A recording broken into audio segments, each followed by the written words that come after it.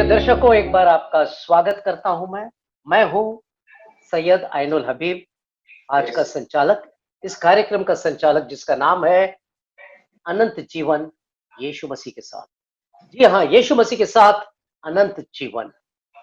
हमारा ये एक नया प्रोग्राम है, एक नई श्रृंखला है, जिसे मैं चाहूंगा कि आप लोग देखें और हम इस प्रोग्राम के माध्यम से आप तक परमेश्वर का वचन लेकर आ रहे हैं, ताकि आप जान सकें कि अनंत जीवन क्या है।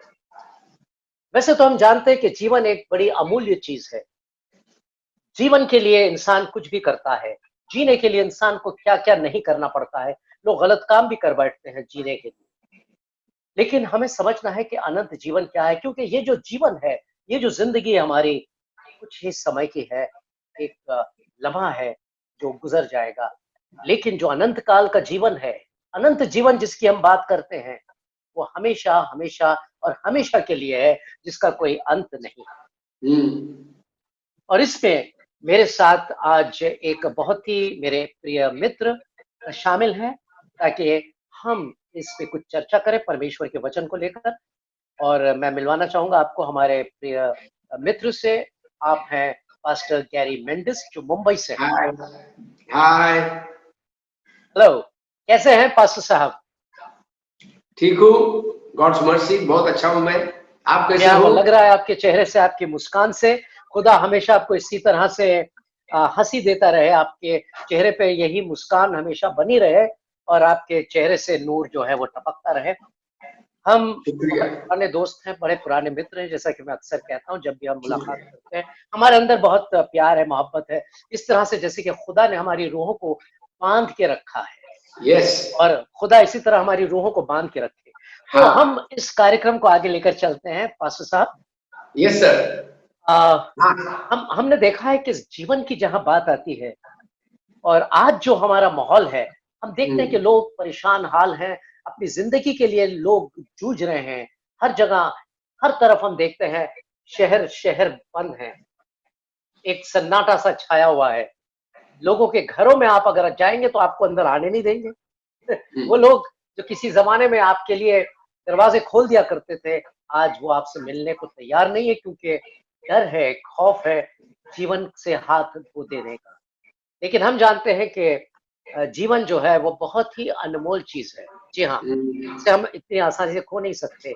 अगर हम इस जिंदगी के लिए इतना कुछ करते हैं, तो वो आने वाली जिंदगी जो है, जिसे हम अनंत जीवन कहते हैं, उसके लिए हम क्या कर रहे हैं, उसके लिए यस। हमारे लिए परमेश्वर ने क्या साधन तैयार किए हैं। तो आइए हम आज कुछ चर्चा करते हैं, कुछ खास बातें करते हैं पवित्र शास्त्रों के द्वारा, यानी कि पवित्र बाइबल के द्वारा। मेरा पहला सवाल ये है, हमारी जो चर्चा है उसका जो मध्य है, उसका जो मध्य केंद्र है, बिंदु है, केंद्र बिंदु जिसे कहते हैं, वो है यीशु मसीह। जी हाँ, यीशु मसीह हमारा केंद्र बिंदु है। और हम आज उसी केंद्र बिंदु से ये बात को शुरू करते हैं और समझने की कोशिश करते हैं कुछ बातों को। तो मेरा पहला सवाल यह है कि परमेश्वर ने यीशु मसीह को पृथ्वी पर क्यों भेजा? क्या वजह थी जो परमेश्वर को यीशु मसीह को इस पृथ्वी पर भेजना पड़ गया? या सैयद भाई, जी हम देखेंगे कि परमेश्वर के बाइबल में, पवित्र शास्त्र में, जी यशाया का 6वां अध्याय 1 से 9 में परमेश्वर ने यशाया के लिए स्वर्ग खोला जी और उसने पवित्र पवित्र पवित्र सिय्योन देश परमेश्वर को देखा, उसकी महिमा को देखा, उसके सामर्थ को देखा, जी हाँ, और वो घबरा गया। और फिर बाद में उसने देखा कि परमेश्वर उससे बात कर रहा है जी और उससे कह रहा है कि कौन जाएगा मेरे लिए। इसका जी मतलब ये जो दर्शन था, ये प्रकट कर रहा था कि परमेश्वर खुदा स्वर्ग में बैठा हुआ है, लेकिन उसका हृदय मानव जाति पर, इस पृथ्वी पर है, जो जी पाप जी के कारण नरक जा रहे हैं, ओ बर्बाद हो रहे हैं, शापित हो रहे हैं जी और हाँ, बीमारी में फंस गए हैं, शैतान के बंधन गढ़ दबाव में लुट गए हैं। जी क्योंकि बाइबल में लिखा है, यूहन्ना के 10-10 अध्याय में, चोर आता है चोरी करने, लूटने और घात करने, और वो है शैतान, और वो हम लोग के जी घरों में, हमारे परिवार में घुस गया है। हमारे जीवन में घुस गया और हमको बर्बाद कर रहा है हर जगह पर। तो परमेश्वर सर्वज्ञानी, सर्वव्यापी, सर्वशक्तिमान, राज्यों का राजा, प्रभुओं का प्रभु, जो ये सारे सृष्टि, स्वर्ग का सृजनहार, और उसकी नजर मुझ पर, मैं छोटा मामूली मनुष्य, तुम पर। बाइबल में लिखा है आइजाया में 40 अध्याय में, राष्ट्र राष्ट्र एक बूंद के नाई है। हम 4 राष्ट्र को लेंगे, चाइना, पाकिस्तान, इंडिया, नेपाल, 4 राष्ट्र एक बूंद में। मैं कहाँ हूं? सैयद भाई आप कहाँ हो? लेकिन उसकी नजर तुम्हारे पर और मुझ पर, कि वो हमें बचाए उस जोजक से, उस नरक से, उस अग्निमय से। इसीलिए प्रभु यीशु आया। और यहां पर मत्ती का 8 अध्याय 36 में लिखा है, क्या फायदा मनुष्य सब कुछ कमाएगा और अपने प्राण को, अपने आत्मा को गवाएगा। इसका मतलब है परमेश्वर के नजर में मनुष्य का प्राण, आत्मा बहुत मौल्यवान है, बहुत कीमती है। ये सारे दुनिया के महिमा से भी बढ़कर है। इसलिए पहले थिस्सलुनीयंस 2 अध्याय 19-20 में लिखा है, आत्मा प्रभु यीशु के लिए एक खुशी है, एक मुकुट है और एक महिमा है। क्या क्या अहमियत परमेश्वर रखता है हमको बचाने के लिए। और फिर बाद में 2 पत्रस में 3 अध्याय में लिखा है 9 में, कि परमेश्वर नहीं चाहता हम कोई भी बर्बाद हो जाए। इसीलिए जब प्रभु यीशु यूहन्ना के 5 अध्याय में उस अपाहिज मनुष्य जो 38 साल में था, उसके पास आके उससे पूछता है, क्या तू चंगा होना चाहता है? चंगा का मतलब है, क्या तू छुटकारा पाना चाहता है? मैं इसीलिए आया हूं, चंगाई देने के लिए, छुटकारा देने के लिए, अनंत काल का जीवन देने के लिए। अब पास्टर साहब, हाँ, आपने तो बहुत सारी बातें बता दी बाइबल के ताल्लुक से। अब मुझे थोड़ी बहुत हैरत होती है, ताज्जुब होता है ये सब बातों को सुनकर जी, क्योंकि मैं ही नहीं, बहुत से लोगों को ताज्जुब होता है, क्योंकि कि दुनिया में इंसान जो है ना, सबसे ज्यादा दुष्ट है। उसमें वफा नाम की चीज है ही नहीं। माँ बाप से वफा नहीं करता, पति पत्नी से नहीं करता, पत्नी पति से नहीं करती है, औलाद अपने माँ बाप को भूल जाते हैं, दोस्त दोस्त को पीछे से खंजर भोंक देता है। जिन लोगों को आपने पाला पोसा, एक दिन वही लोग आपके खिलाफ हो जाते हैं। ये हम इतिहास में देखते हैं इंसान के बारे में। और उस तरफ हम देखते हैं जानवरों को, अक्सर हम ऐसे जानवरों को देखते हैं जिनका स्वभाव है चीर फाड़ के रख देना, खत्म कर देना। शिकारी जानवर जैसे कि शेर हुआ, लोगों ने शेरों को पाला है, लकड़बग्घों को पाला यानी हाइनास को, और इस तरह के ऐसे खतरनाक जानवरों को। लेकिन वो खतरनाक जानवर अपने मालिक के खिलाफ नहीं जाते, बात सुनते उसे प्यार करते, स्नेह करते हैं। लेकिन इंसान क्या है, जिस थाली में खाता है उसी में छेद कर देता है। और ये चीज हम हर एक केंद्र में देखते हैं, चाहे वो आत्मिक केंद्र हो हम संसार में बनाते हैं, चाहे वो संसार की दूसरी बातें हैं, कहीं भी हो। मैं किसी पे उंगली नहीं उठा रहा हूं, मैं इंसान की एक बात कर रहा हूं। अब ये सब होते हुए भी परमेश्वर इंसान से इतनी मोहब्बत करता है कि उसने यीशु मसीह को भेजा इस पृथ्वी पर। अब ये बताइए मुझे आप कि वो परमेश्वर जिसने सब कुछ बनाया, जो सब कुछ करता है, वो इंसान से इतना प्रभावित क्यों है? इंसान में उसे क्या नजर आता है जो वो इस तरह का सलूक इंसान के साथ करता है? बाइबल का परमेश्वर, क्योंकि दूसरे जो शास्त्रों की बात की है वो सजा देंगे, सबको सजा मिलेगी, सबको जिन्होंने गलत किया, कि नहीं किसी के लिए माफी नहीं है। लेकिन यहाँ पर माफी की बात है, उद्धार की बात है। ऐसा क्या है इंसान? सही बात है। अभी हम देखते हैं सब उपदेश 9 अध्याय 3 में लिखा है, हर मनुष्य के हृदय में पागलपन है, मूर्खता है, गंदगी भरी हुई है, पाप भरा हुआ है और उसका हृदय बहुत खराब हो गया है, भ्रष्ट विवेक हो गया है। लेकिन फिर वापस भजन संहिता 8:4 में लिखा है, मनुष्य क्या है कि परमेश्वर उसकी स्तुति लेता है, जी। उसको नीचे उतर के उससे मुलाकात करता है, जी उससे हाँ। प्यार करता है, उसके लिए अपने बेटे ईसा मसीह को कुर्बान करता है। जी। इसलिए क्योंकि मनुष्य को परमेश्वर ने अपने प्रतिरूप में बनाया है जी हाँ। और मनुष्य परमेश्वर के लिए बहुत मौल्यवान है। जी। पहला कोरिन्थियन 15 अध्याय 1 से 4 में लिखा है, जैसे पवित्र शास्त्र में लिखा, यीशु मसीह के जीवन में पूरा हो गया, वो पापियों के लिए सूली पर मरा, दफनाया गया और जी। तीसरे दिन जिंदा उठा हम सबको नया जीवन देने के लिए। हम्म। क्योंकि परमेश्वर हमसे प्यार करता है जी। कि यीशु मसीह ने अपने जीवन को कुर्बान किया। तो ये मसला है कि हाँ, परमेश्वर जो है इतना प्यार करने लगा इंसान से, या प्यार करता आया है, क्योंकि उसने अपने स्वरूप में बनाया इंसान को, कि उसे हाँ, इंसान की इतनी बातों को झेलना पड़ रहा है। हाँ, ठीक है, उसने यीशु मसीह को भेजा, यीशु मसीह ने जी, बड़े-बड़े काम किए, उद्धार का काम किया, सब कुछ हाँ, किया, अपने प्राणों के बलिदान दे दिए, तकलीफ उठाई, ज़िल्लत सही, बहुत कुछ उनके साथ हुआ जो नहीं होना हाँ, चाहिए था। उस जैसे हस्ती के साथ, उतने पवित्र व्यक्ति के साथ ऐसे गंदे-गंदे काम लोगों ने किए, उनको थप्पड़ हम्म, मारा, उनकी दाढ़ी नोची, उनको या, बुरा-भला कहा, क्या-क्या या, नहीं हुआ उनके साथ। जी हाँ, अब ये बताइए मुझे कि ये सब होने के बाद भी परमेश्वर जो है यीशु मसीह को दूसरी बार क्यों भेज रहा है पृथ्वी पर? यीशु मसीह दोबारा इस संसार में क्यों आ रहे हैं? किस मकसद से हाँ, आ रहे हैं? What is the reason? इसकी वजह क्या है? या, के ऊपर कुछ पवित्र शास्त्र क्या हमें बताता है वो बताइए? क्योंकि हमारे बहुत ओके, सारे लोग इस बात को समझ नहीं पाते। कुछ ऐसी जी, कौमें हैं, कुछ ऐसे लोग ये समझते हैं कि यीशु मसीह जब दोबारा आएँगे, जी, वो एक कोई और धर्म है जो उनके बाद आया था, उस धर्म हम्म, का पालन करने आएँगे, उस धर्म को फैलाने आएँगे।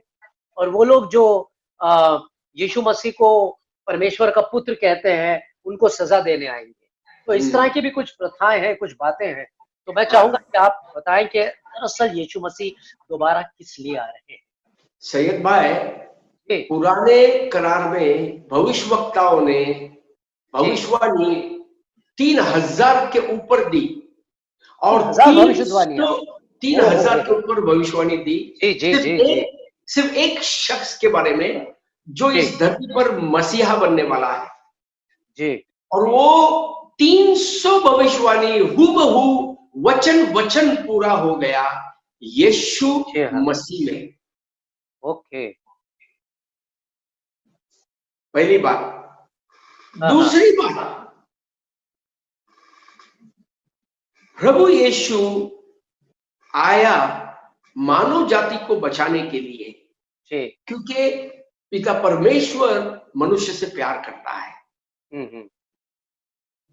वो धर्म बदलने नहीं आया, वो धर्म बनाने नहीं आया, वो जी, सिर्फ हमको बचाने आया। उसका जी। नाम है बचाने वाला। हुँ। स्वर्गदूत ने मरियम को कहा, तू एक पुत्र को जन्म देगी और तू उसका नाम यीशु रखना, क्योंकि वो उसके लोगों को बचाएगा। वो बचाने जी, जी। वाला है, पापों से बचाएगा। पापों से बचाएगा। जी, जी, जी। जो अभी पापों की गिरफ्त में है इंसान। पाप हाँ, भी एक किस्म का साँप जैसा होता है जो लिपटा हुआ इंसान को। हाँ, अजगर जो होता है ना अजगर, जी, वो आपको दबाता है, तो उसी तरह से इंसान अपने पापों के बोझ तले जो है हाँ, पिस रहा है आज। हाँ। सो जी, यहाँ पर खुदा या तो सच्चा है या तो झूठा है, और हम सबको मालूम है मानव जाति झूठा है लेकिन खुदा झूठा नहीं है। बेशक, जो वो बेशक, कह- बेशक, बेशक।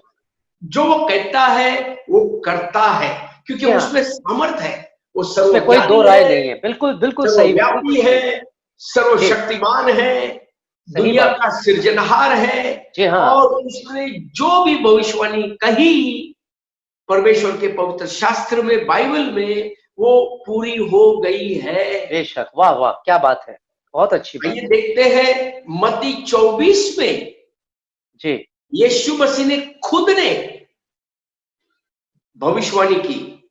अभी जी, यीशु मसीह को भी भविष्यवक्ता कहते हैं, और हाँ। इस दुनिया में जितने भी अपने आप को मसीहा कहते हैं या भविष्यवक्ता कहते हैं, उन्होंने बहुत से बातें की, बहुत से बातें लिखी, सब जी। मर गए, मिट्टी में मिल गए और सबका न्याय होने वाला है। लेकिन सिर्फ जी। यीशु मसीह तीसरे दिन जिंदा उठा, जैसे पहला कोरिन्थियन 15 अध्याय 1 से 4 में लिखा है, और वो पिता जी। के दाहिने हाथ में स्वर्ग में बैठा हुआ है और दोबारा आने वाला है। ये जी। जीवित भविष्यवक्ता ने मत्ती के 24 अध्याय में कुछ चिन्ह दिए, कहा मेरे आने के पहले ये सारे चिन्ह पूरे हो गए। जी। और उसका पहला चिन्ह था कि इस धरती पर जंग छिड़ने वाला है, और जी। चारों तरफ तुम देखो जंग की बातें चलती है और जंग छिड़ रही है। हर वक्त आप अखबार देखिए, आप टेलीविजन देखिए, मीडिया देखिए, हाँ यही बातें होती हैं, लड़ाई झगड़े, हाँ, फिर एक देश महामारी, दूसरे पे चढ़ाई करने के चक्कर में। जी हाँ। फिर बाद में देखते हैं महामारी जो कोरोना वायरस सारे दुनिया में फैली है। जी। जी। ऐसी ऐसी महामारी के लाखों करोड़ों लोग मर रहे हैं। तीसरी बात हम देखते हैं कि खुदा ने जी। स्वर्ग में प्रकाशित वाक्य 12 अध्याय का जी। चिन्ह दिया था, जी। जो जी। 23 सितंबर 2017 में पूरा हो गया।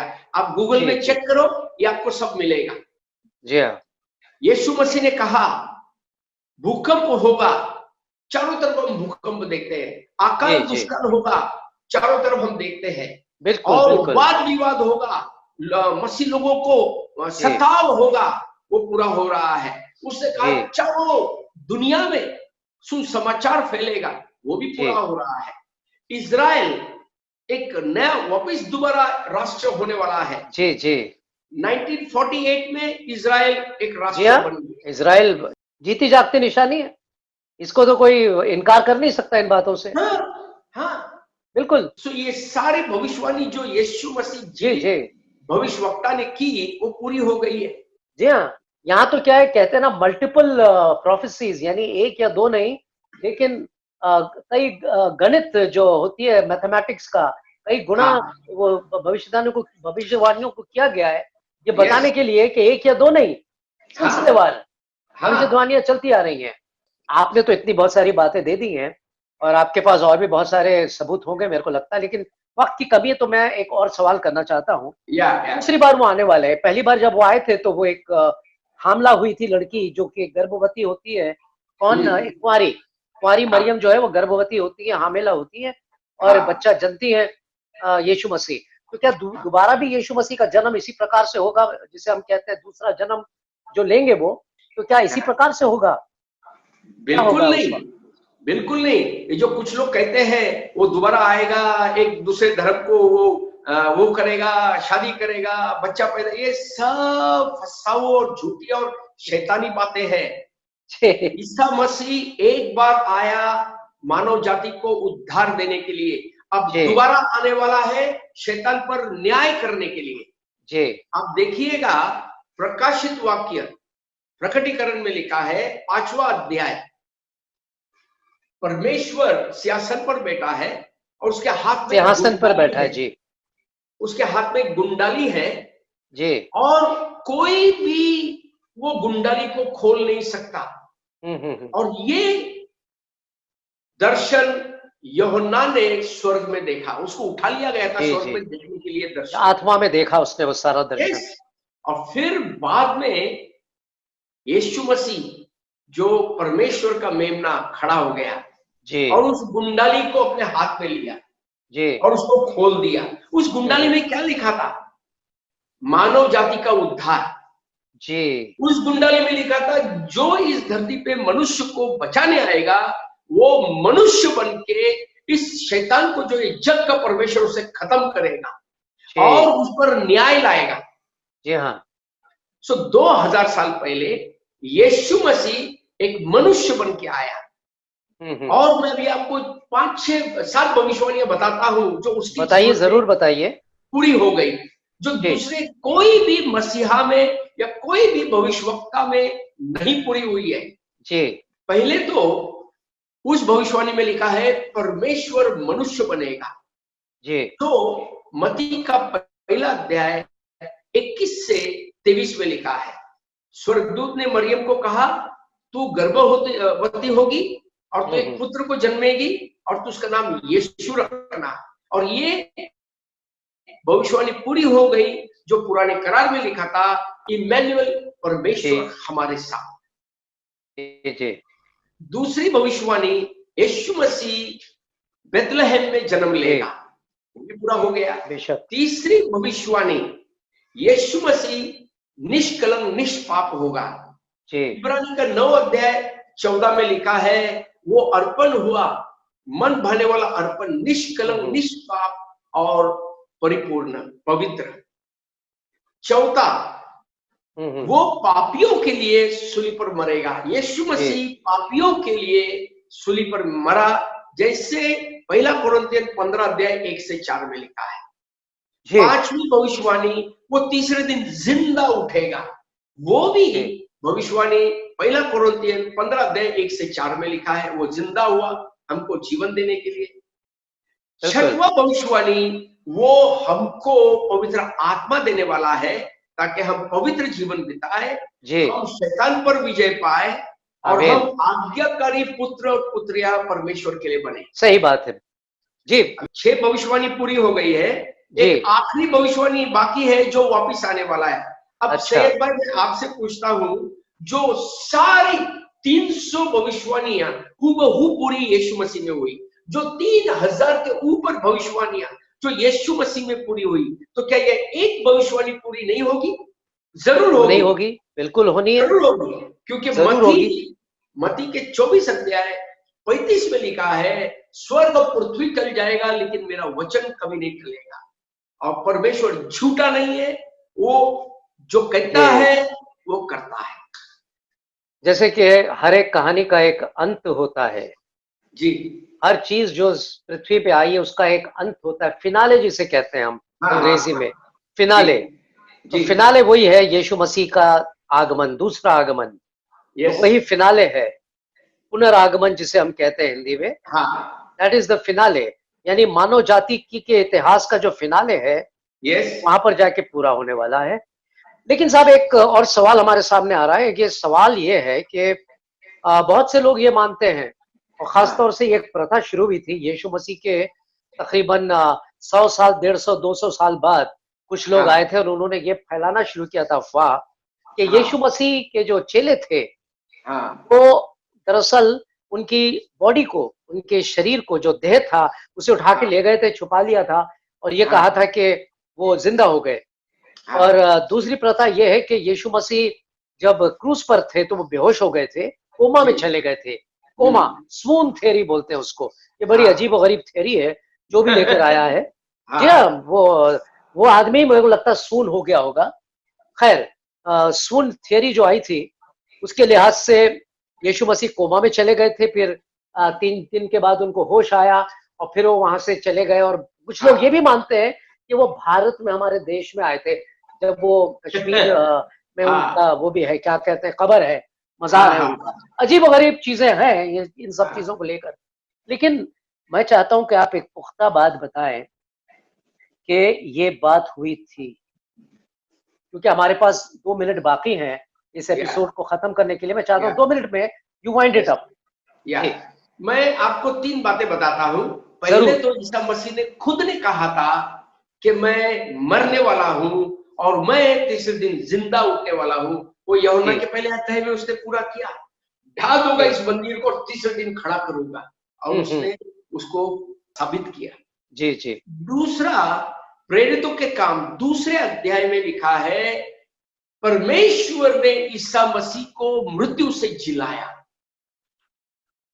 जी। तीसरा वचन रोमियो का 8 अध्याय 11 में लिखा है, पाक रूह पवित्र आत्मा ने उसको जिलाया मृत्यु से। जी हाँ। सो जब परमेश्वर ने उसे जिलाया तो ये जो बाकी की कहानियां मनोहर कहानियां है, मनुष्य की झूठी लिखी हुई कहानियां, बिल्कुल बिल्कुल बिल्कुल, तत्व ज्ञान मनुष्य का। जी। पहला तिमोथी 4 अध्याय 1 में लिखा है कि अंत दिनों में तुम भरमा न जाना शैतान की बातों में, ये सब शैतान की बातें हैं जी जी। तो सच को झूठ में बदलते हैं। हाँ हाँ ये सैयद भाई। जी। तो मैं यहाँ पर कुछ जोड़ना ये चाहता हूँ कि अगर यीशु मसीह मरकर तीसरे दिन जिंदा नहीं होते तो हाँ उनके जो चेले थे उनके अंदर वो साहस कहाँ से आता। हाँ। देखिए साहब, वो साहस जो आया उनके अंदर, और ये लोग कौन थे? डरपोक, यस डरे हुए लोग, यस छुप के भाग रहे थे यस रोमन से और यस आपके यहूदियों से, सबसे यस। डरे हुए बेचारे घूम रहे थे। और इनमें वो साहस तब आता है जब एक हाँ दिन ये एक बंद कमरे में सारे के सारे बैठे हैं और वहां हाँ थॉमा ये कहता है कि मैं तब तक विश्वास नहीं करूंगा कि यीशु मुर्दों में से जिंदा हुआ है जब तक मैं हाँ। उसके जो भेदे हुए हाथ थे उसमें अपनी जी उंगलियां न डाल लूं, और उसके यहाँ जो भेदा गया था जी हाथ जो साइड में पसलियों में, वहां जी। अपना हाथ न डाल लूं। और हम हाँ क्या देखते हैं, वचन में लिखा हुआ है ये एक भ्रम नहीं था, क्योंकि भ्रम केवल एक व्यक्ति को होता है। वहां पर जी। सारे के सारे चेले जो थे एक कमरे में मौजूद थे और यस सब ने क्या देखा कि यीशु मसीह दीवार में से चलते हुए चले यस आए, जबकि यस सारी दरवाजे खिड़कियां बंद थे। यस जाके थोमा से कहा कि देख देख ले मुझे, और वहां थोमा के मुंह से यही निकला, हे मेरे प्रभु, हे मेरे परमेश्वर। यस। तो मैं यही कहना चाहता हूं कि वही हमारा प्रभु है, वही हमारा परमेश्वर है जो हमें अनंत जीवन दिलवा सकता है। अनंत काल का जीवन अगर आपको जीना है तो निश्चित रूप से आप यीशु मसीह पर विश्वास कीजिए, और वही एक वाहिद ऐसा शख्स है जिसने ये काम कर दिखाया। मौत के ऊपर उसने फतेह हासिल की, यस इसलिए तो उसे मृत्युंजय कहते हैं। यस। अकेला वही है जो मृत्युंजय कहलाने के लायक है। आमीन। शुक्रिया पास्टर साहब, आपका बहुत बहुत शुक्रिया। या आपने जो हमारे बंद आंखों को खोल दिया, हमारे दिमाग जो थे वो खाली थे या गलत चीजों से भरे हुए थे, उनको आपने शुद्ध कर दिया, साफ कर दिया। तो हम इसी तरह मिलते रहेंगे और मैं आपसे ऐसे ही प्रश्न करता जाऊंगा और आप यस मुझे परमेश्वर के वचन के द्वारा उत्तर देते रहिएगा। हम फिर जरूर। मिलेंगे अगले एपिसोड में, तब तक के या लिए हमें इजाजत दीजिए। परमेश्वर आपको आशीष दे। या। फिर मिलेंगे। Thank you sir, God bless you.